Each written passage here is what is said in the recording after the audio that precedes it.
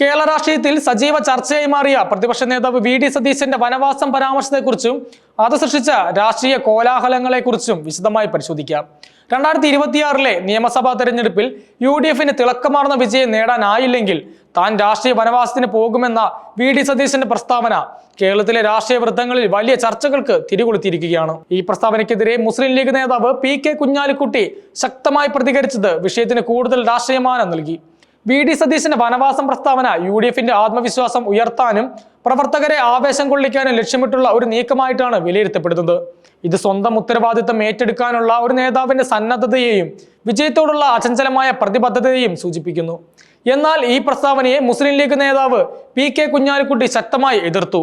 പ്രതിപക്ഷ നേതാവ് വി.ഡി. സതീശനെ വനവാസത്തിന് വിടാൻ സമ്മതിക്കില്ല, ആ പേടി വേണ്ട.